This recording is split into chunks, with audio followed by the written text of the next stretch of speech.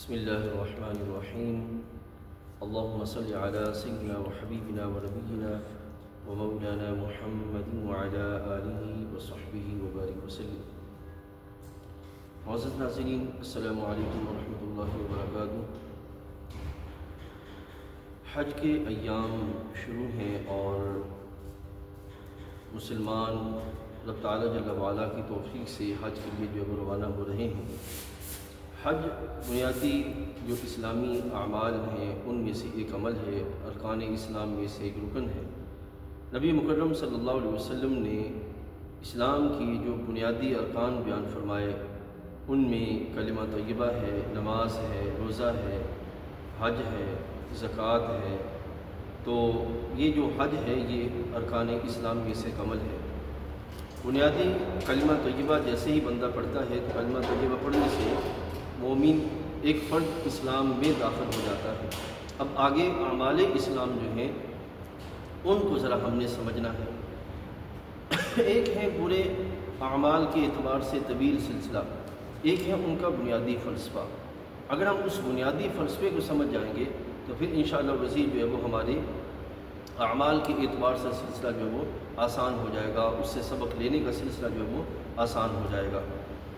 معزز حاضرین، اللہ تعالیٰ جل وعلا کا حکم ہے نماز ادا کی جائے، رب تعالیٰ کا حکم ہے روزہ رکھا جائے، رب ذوالجلال جل وعلا کا حکم ہے زکوٰۃ دی جائے، خالق کائنات جل وعلا کا حکم ہے حج کیا جائے. اب ایک یہ ہے کہ جو یہ ارکان ہیں اللہ تعالیٰ نے جس کی جتنی بساط تھی، جس کی جو صلاحیت تھی اس کے اعتبار سے یہ احکام رکھے. ٹھیک ہے، نماز ہر ایک کے لیے ہے لیکن جو مجنون ہو جائے اس کے لیے نہیں، جس کی عقل زائل ہو جائے اس کے لیے نہیں. روزہ ہر ایک کے لیے ہے لیکن جو انتہائی ذوف کی طرف چلا جائے، مرد ہو یا عورت ہوں یا خاص شریف کیفیات پائی جائیں ان کے لیے نہیں ہے.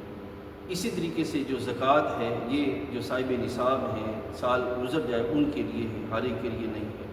اسی طریقے سے جو حج ہے وہ اس کے لیے جو صاحب استطاعت ہے ہر ایک کے لیے نہیں ہے. ایک اس کا یہ پہلو ہے. دوسرا یہ کہ حکم آ گیا کہ یہ کرنا ہے. اب بندگی اس چیز کا نام ہے کہ حکم کی ادائیگی میں کوشاں بندہ ہو جائے اور اس ادائیگی میں جتنی بھی مشقت آئے اس کو برداشت کیا جائے. ٹھیک ہے، اب دو پہلو ہیں، ایک ہے حکم کی ادائیگی اور دوسرا ہے اس ادائیگی میں جو مشقت ہے اس کو برداشت کیا جائے. اب غور کیجئے، جتنے بھی ارکان ہیں ان ارکان کی ادائیگی میں جو جائز خواہشات ہیں ان کے بھی کنٹرول کرنے کا معاملہ ہو جاتا ہے. مثلا نماز پڑھی تو اب نماز میں نہ کھا سکتے ہیں، نہ پی سکتے ہیں، نہ اور کوئی جائز کلام کر سکتے ہیں. اسی طریقے سے روزہ ہے تو اس میں خاص وقت میں آپ جو ہے وہ حکم کی ادائیگی کے دوران جتنی بھی جو باطنی کیفیات ہیں یا نفس کے معاملات ہیں ان خواہشات کو جو جائز بھی ہیں ان کو بھی آپ نے کنٹرول کرنا ہے. تو مشقت کس پہلو کے اعتبار سے؟